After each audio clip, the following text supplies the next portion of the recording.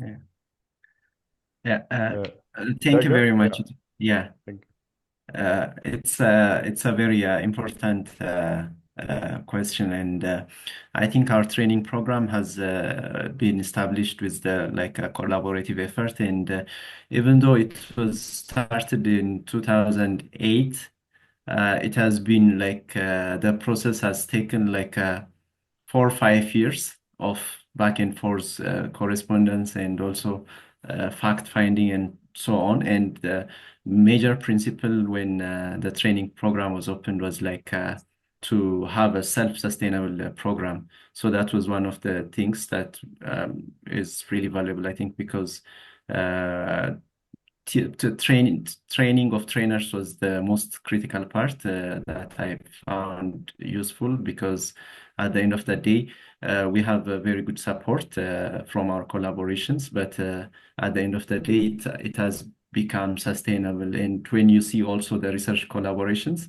I think I found that we have been more and more being self-sustainable. I think I assume because the number of co-authors and so on has been like more from within. So that was enabling. So the collaborations were really enabling, and we value the collaborations. But yeah, that's our experience. you. I want to jump in. There's a question in the chat regarding Surat's presentation, which was very, very nice. And I think many people from the lower and middle income countries can relate to it regarding not having the facilities but still being able to do precision surgery. So when I came back to Pakistan in 1990 after training in Belfast, we had nothing here. Definitely no neuro navigation stuff. Even that wasn't there anyway. But we were taught very good anatomy.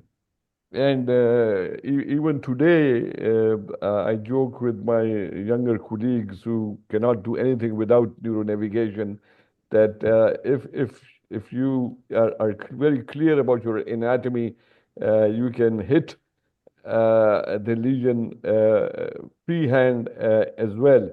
Obviously, having the technology makes a very big difference. Obviously, having MRI scan, obviously having CT angiogram, obviously it makes life very easy and of course much safer for the patients. But if you do not have that facilities, that does not mean that you should not be going ahead and doing patient saving operations. So I think that's one point which I must try to add on that.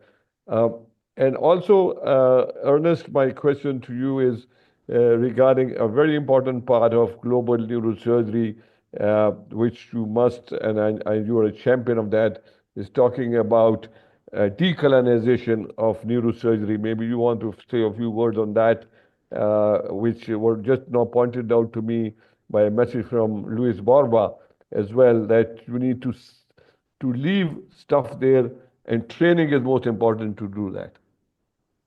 Ernest. Thank you, Tariq. I'll try to be brief, and I think about this a lot.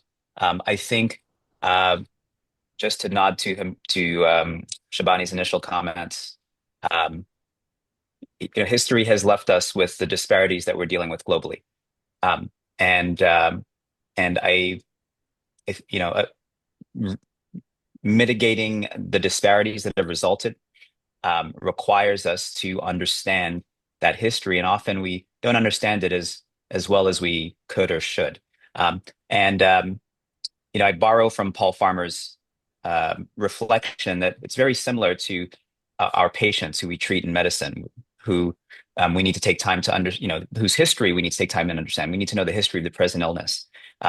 Oftentimes, we've heard it said that 90%, 95% of the treatment pathway, the cure, is actually in getting a good history.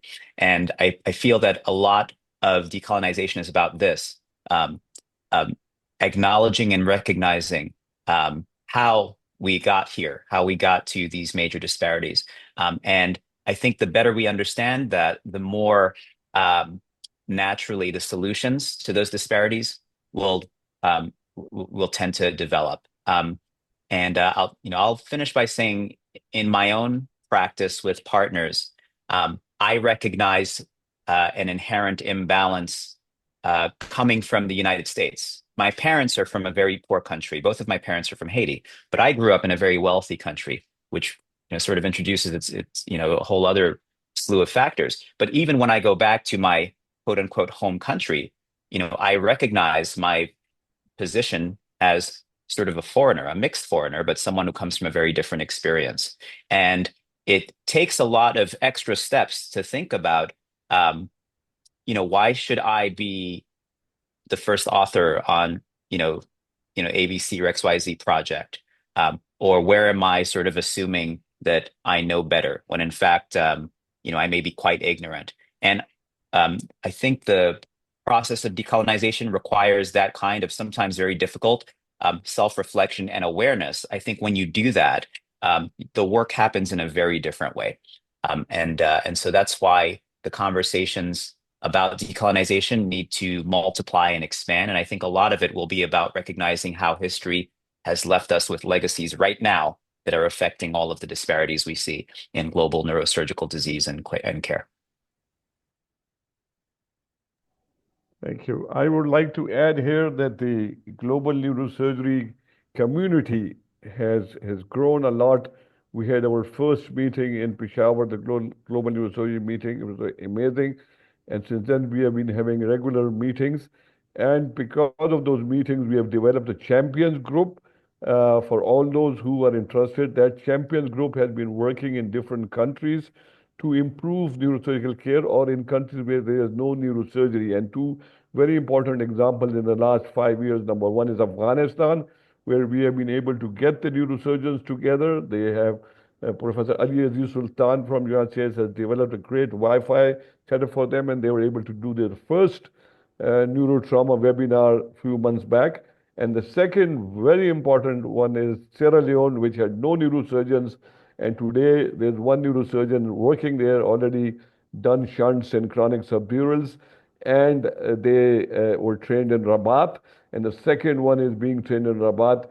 They were initially helped through donations, and then Mission Brain, one of the organizations which partnered with Global Neurosurgery Committee, did that, and were able to work with them. And now we will have the other neurosurgeon in the next 2 years as well. And now they're working on South Sudan, Saga and other people know that, and also in Gambia.